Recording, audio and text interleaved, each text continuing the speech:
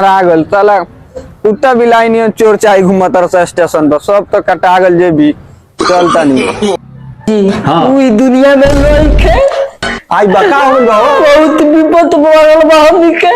हमरे एगो चप्पल चोराया में धर्म तो कमाए गए रहली सो बोले करम कोनो नहीं के बचल मुखिया जी। तो 5 लाख रुपए दिया जाए ठीक बा सरकार तय कर देला बा एक्सीडेंटल कार्यक्रम में 5 लाख रुपए के फेर में बाड़ा 5 बीघा हवा में मुंह बैठा दे बड़ी माला आलोक के वाह मुखिया जी के हमरे से ज्यादा दिमाग चलता दिमाग ना चलीते हमरा के जुग जमाने में मुखिया ना रहबो। ठीक कहते मुखिया जी बड़ा जान मुखिया जी पेट भर खिलाओ खूब भगाओ। हमनी के गांव में कितना जनसंख्या बा कैसे पता लागी। जनसंख्या के टेंशन मत ली दिमाग बा हमरा 5 के 10 भले मछली खिलाई अब कितना लोग खाई नु ओकर पटक बेटा के हम राखे बाद में गिने ना दवाई मुखिया जी मारे हाँ बड़ा सन सब हमर चमचा कुलिए कि तुरंत अयोध्या बैठावे के पड़ता रहा पहले भटियारवा लगे फोन लगावे दो जे कहाँ बा।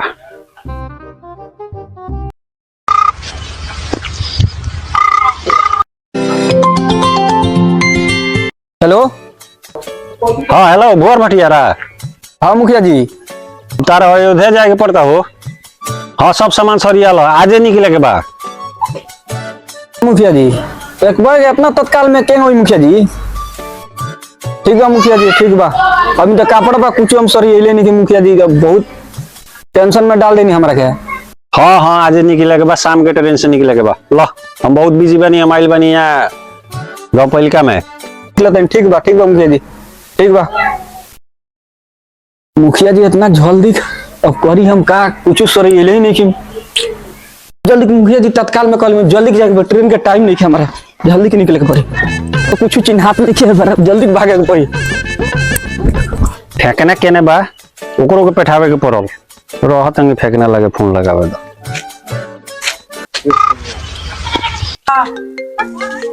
बेकार फोन है ए मुखिया जी के लिए।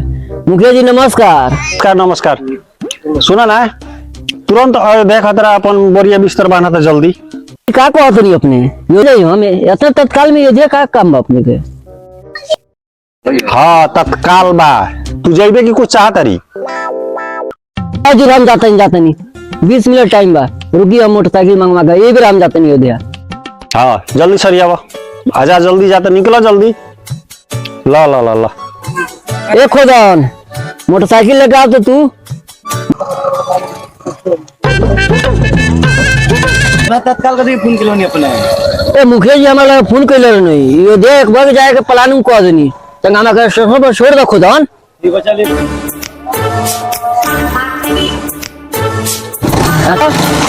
80 से 90 काटना। कितना लोड हो गइल बा हमरा ऊपर अब हम ये बुझता नहीं।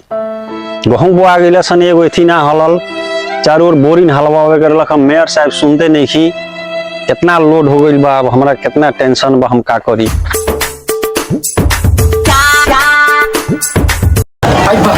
ट्रेन तो लागिल बा चलो फास्ट में चलो।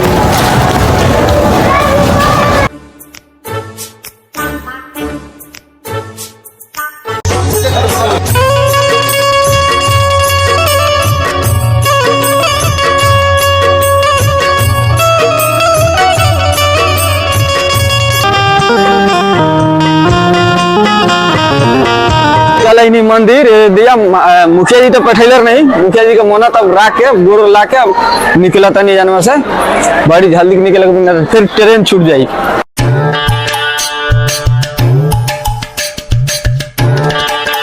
जानवर सब गोड़ लाग देते जय हो हमारा मुखिया जी के निमन से रखिए हमारे मुखिया जी पठेले बने दिया मंदिर खूब मजा सुटका टिकट करे खूब मजा से सुटका हम अब चलते जल्दी ट्रेन के टाइम खुले ही बाप चलते जल्दी स्टेशन पर हम।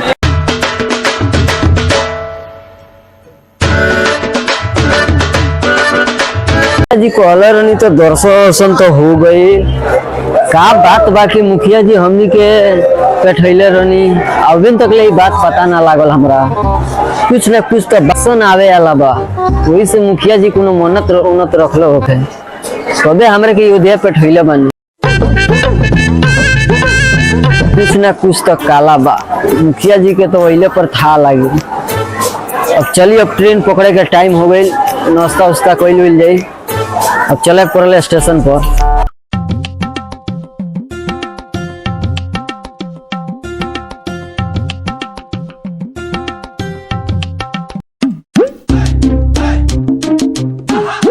स्टेशन तो आ गई नहीं, पोखरी तो मारा गल साला।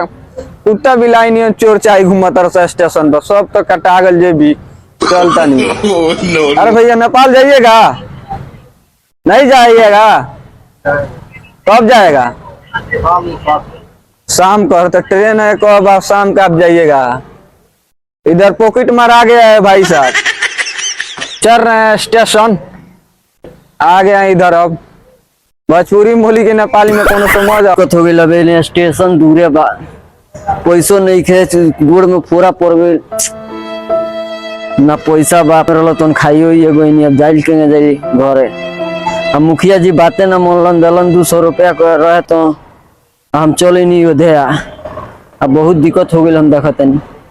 अब भूखो लागल बा, कस के पेटो दुखाता। चलिए अब तंग आराम कर ली, चली तंगा आराम आराम करके बैठ जाए। बैठी तंगा के हुआ तो पैसा मांगल ली भाड़ा के। अब चिनल जानल तो हल ही नहीं है, केकरा से मांगे, में एगो पेट दुखाता। चल तनी अब क्या होता, चला तनी। ए भाई कसैली बा पार्टनर? पार्टनर तू ने केने रे? हाय द तू साला ने केने बड़ी रे? बाप रे बाप, रे का बरी? अरे साला पेट दुखाता बड़ा रे। ओ काय करबे का? ना रे का कहीं तू केने आइल बड़ी, पहले बात बता। मुखिया जी पे ठोइले बन था नहीं के तोरा? आई दादा कौन मुखिया जी रे? गांव वाले अपनी के? आई बाप, हमरो को पे ठोइला बाद 200 रुपया रला। इस तत्काल कहलक कि हमरा आवे के पड़ल। देख ले साला पैसा वैसा नहीं के, चल ना नाश्ता करा दे। नाश्ता है तो चल किसने पे कोदला बड़ा समर व्यवस्था पूरा पूरा सा करे कोनो ना रे, नीचे से ऊपर ला झाड़ लला कथी रे? पैसा रे साला। आई बाप, अब के होई रे दादा? तो जूता रे पार्टनर रे स्टेशन पर से तक कॉल नहीं तक विश्राम कोई नहीं चले उतने देर में साला जूता गायब। साला कौन चोर बड़ा सोनिया? कुत्ता बिलार में भूकल बड़ा सा। अरे भाई सोई कहते चल ना नाश्ता करा चल ना, भीख मांगे जाओ। भीख? हां रे साला एगो तो उपाय बा हमरा लगे। कौन उपाय? किलर नहीं एगो झुनझुना। झुनझुना? हां, अकेले मन ना लागत रहलो, एगो तो तू भेटाइए गइली, तू को चोरा पकड़िए, अब मजा आए। बाग चोरा लेके घूमिए। भाग साला। आई बाप, ये काम कर सर, मुखिया जी पेटल में ये काम करला। अरे नेपाल के लोग जाता है कि मुखिया जी का आदमी होई सो। हां, यहाँ के लोग तोरे जानते कि मुखिया जी का आदमी होई सो। छोट ट्रेन में मजा है, मम्मी है। चल ये काम कर तो घरे पहुंचे के तो हमारे घरे वेब से चलत करी। हां भाई, कपड़ा की नहीं पैसा ज्यादा मिली तो तू बोली तो एगो बात बात हम जहाँ चल रहे पेट दुखा दे साला, आराम हो गई तेरे देखते मत। पार्टनर मिल गया तो पेट का सब दुख दूर। मुखिया जी के का बात बारे कि ऑफिस दोगले ना को तोरो को उहे पे ठइलन, हमरो को उहे पे ठइलन। आ का बात बा कि इलेक्शन आवे वाला बा तो उस समय में लड़ियन बुझाता फोन ओई के मारे तो पेटल बन दर्शन करे खातिर। हां, तेरा कॉल बरन करे? हां, तोखने तो बोले ना, हमरा कॉलन जा दर्शन करके तू आवो तो हम गांव में एंट्री मारे वाला बनी। नहीं सब बजावे कम चालू कर देता नहीं तो सुन रहा है क्या चला? हरे राम हरे राम हरे राम हरे हरे कृष्णा कृष्णा हरे राम। मतलब ये दे में नहीं लूटे, ये को फायदा बोल को ये सीख ले ले। बाबा लोग सुन ना साला, बाबा का बात छोड़, मौसी भागल बिया रेल के साथ। मौसी? अरे बाप रे बाप, चलत या बाप रे लाइन पर करे छाड़ दे, दौड़े दौड़े तो ओकरे पीछे पीछे नहीं लाइन पागल भेज का ट्यूशन चलक बरी। हां रे, तो मौसी ने कथि करे आई रोलकियो? आई दादा वो आइल भी तो दर्शन करे अब देख ना कोई नहीं तो तू बाद में बाबा लोग भेटा गइल को। अब तो मतलब तो ई गाना गाउत रहलो हरे राम राम राम हम बनेंगे इनका ट्रिक उठा ली तेरा मालक वाला का हाई स्टेप उठैले बनी तेंगे ये गीत उठा लेम नु स्टेशन आ रहल चल पटना ये से शुरू कर दे अपनी के दुनिया लगा घाटना चल बजाओ हरे राम राम राम।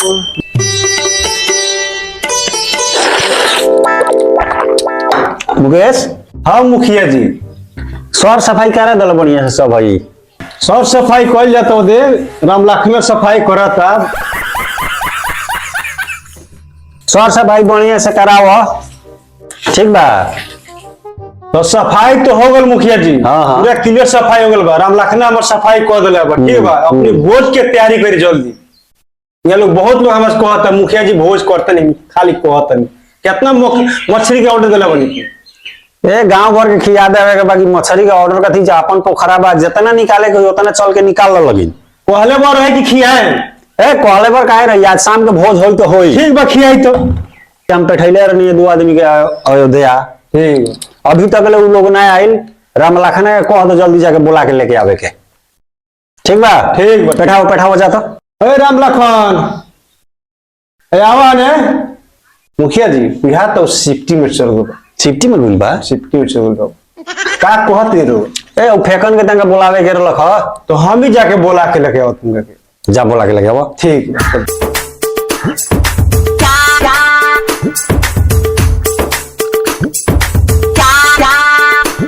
चलो लो तो खुशी के खिया दिया भुखा गई हुई। बबुआ फेकन मुखिया जी आ गए बनी, बोलावत नहीं रोगे। चल मुखिया जी आ गए बनी, कौन नहीं मुखिया जी? वही बस बैठल बनी। चलो चलो चलो चलो आई बा मुखिया जी के तो हम इंतजार में रहना है। चलो चलो जल्दी हो। चलो तेजी में चलो चलो चलो चलो मुखिया जी बोल वो से बैठल बनी। चलो चलो फेकन के बोला के लिया, वो कहां चल गए। मुखिया जी के इंतजार में तो हमारा अपने चलो चलो चलो चलो गेट है आगे ले दे। मुखिया जी वही बस बैठल बनी आके। वाह चलो हो। मुखिया जी वही बस आके बैठल लेट हो गए। मुखिया जी नमस्कार। नमस्कार नमस्कार, आओ बैठो। मुखिया जी हमारा के मत बैठाई, 200 रुपया पेठवैले रहनी, बड़ा दिक्कत भइल बा गइल बनी। दिक्कत भइल बा? हाँ मुखिया जी। आज 200 रुपए का आयो, 2000 रुपए देले रहनी। तू तो 200 रुपया हमरे के देला बा। 200 रुपए देले बा? हाँ का कहीं अपने से इतना तत्काल पेठनी के हमरा जाही के पड़ो। बैठो बैठो। तो वहां के तो दुख सुख जौन भइल जौन होइबे कइल। पेश हां गइला तो भोर बटियार वकना बोली लागे छै। हां हमरा के अपने कोनी ना कहनी है तो। मुखिया जी हाँ। तू ई दुनिया में लइखे आज बका हो गइल बा। बहुत विपत पड़ल बा हमनी के। हमरे एगो चप्पल चोरा लसन, हम बजावत रहनी झुनझुना। हाँ। हरे राम हरे कृष्ण गावत रहनी, एक्सप्रेस आई लेके में घींच ललक, हम बजावत रहनी झुनझुना। हाँ। हमनी के लगे तो पैसा और आ गइल, अपने 200 रुपया देले रहनी, मार लसन स्टेशन पर सब लूट लसन, चप्पलो नहीं कसन सोले। योध्या में धर्म तो कमाए गए रहनी सब, बोले कोनो नहीं के बचल मुखिया जी। बैठा बैठा बैठा। भोर बटियारवा के नाम निशानोरा गइल। हाँ मुखिया जी एक्सप्रेस ले गई। कहीं मुखिया जी हम गई देखे बोले हमरो ट्रेनवा खुल गई। हाँ। भागते भागते हम अपने के पास आई बनी। दो गोड़ा के पेठैनी, ये गोड़ा के एक्सप्रेस से खींच लेला। चलो कोनो बात नहीं है, ओकरा घर के लोग के 5 लाख रुपए दिया जाए, ठीक बा? मुखिया जी हाँ। 5 लाख रुपए दिले मांगी लो। ए बार 5 लाख रुपए पूरा नेपाल सरकार तय कर देला बा। एक्सीडेंटल कार्यक्रम में 5 लाख रुपए। ठीक बा मुखिया जी। एगो बात कही मुखिया जी, हाँ का कही खाना हमनी के पेट भर कोबो नहीं किसन खइले, अपने आइल बहन तो चल ना 5 बीघा हवा मरवा दिया। 5 बीघा हवा तुम मरवावे के फेर में बाड़ा। 5 बीघा हवा में मुंह बैठा दे बड़ी माला लोग के। वाह मुखिया जी के तो हमरे से जरा दिमाग चलता। दिमाग ना चलीते हमरा के जुग जमाने में मुखिया ना रहब। ठीक कहते मुखिया जी। ए बार जनता के केंगे रखे के बा, केंगे का करे के बा, करता धरता तो होनी बाड़ा। विशेष कार्यक्रम आगे बढ़ाओ, जौन बीत गइल जाओ ना के छोड़ो। चली मुखिया जी चली पोखरे घाट पर चली। चल के पोखरा में से ए बार कितना हमनी के गांव के जनसंख्या बा देख लो, जी जी ओकरा हिसाब से मछली निकलवाओ जी। आ लोग के पूरा एकदम क्लियर। मुखिया जी पेट भर के आओ, खूब भगाओ। हमनी के गांव में कितना जनसंख्या बा कैसे पता लागी, तो ये कितना मछली निकलाई। मुखिया जी जनसंख्या के टेंशन मत ली, हाँ। दिमाग बा हमरा, 5 के 10 भले मछली खिलाई। हाँ। आ कितना लोग खाई नु ओकर पटक गोटा के हम राखे बाद में गिने। का बुझते दिमाग बा, छदन के लगे दिमाग बा मुकेश बा। चली का टेंशन, इतने सब उम्र हो गई 45, बोले नहीं हम बोले नहीं ना। चल पोखरा पर, हाँ, चल, मलाह चल। लोग इंतजार करत होई। चली मुखिया जी चले। चल के मछली निकलवा के लियावल जा, वहां भी बर्तन भरिया सब व्यवस्था करावे के बा। आज पूरा फाइनली पार्टी चल के और क्रिया इलेक्शन में कौन ला दबाई मुखिया जी मारे काला मुकेश भाई सब तू रेख देख कर बढ़िया सर सफाई तो हो गई बा ना। सब करा दिले आ कहीं जाए कहीं तो गेट बंद करके जइह। ठीक बा शाम के भोज बा, हमनी के चलते सुनवा के पोखरा के व्यवस्था करे। ठीक बा जाए मुखिया जी एगो देखी ना चप्पल लेके चप्पल किने के एगो व्यवस्था करा दी केनो। तू चिंता काहे कोइले बड़ा मार दबा। चली सजिया जितना चप्पल चाहिए वो जो सब खा लिया। मुखिया जी हाँ का कहीं बहुत दुख हो गइल, एगो तो चप्पल ना रे गोड़ में फोरो हो गइल बा। चली चली गाड़ी स्टार्ट करी, चली पोखरा पर।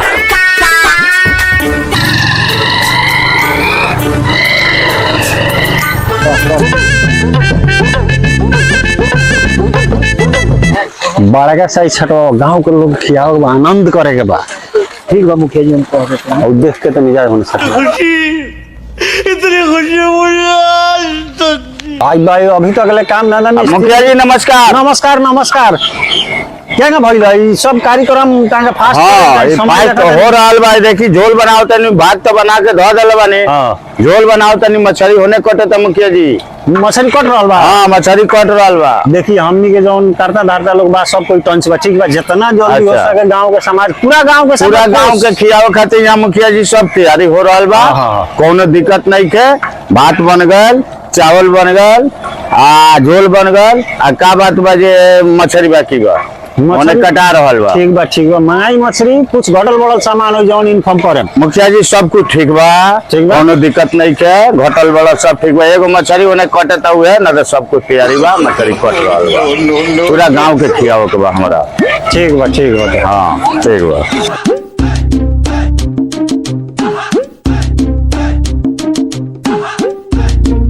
खुशी इतनी खुशी मुझे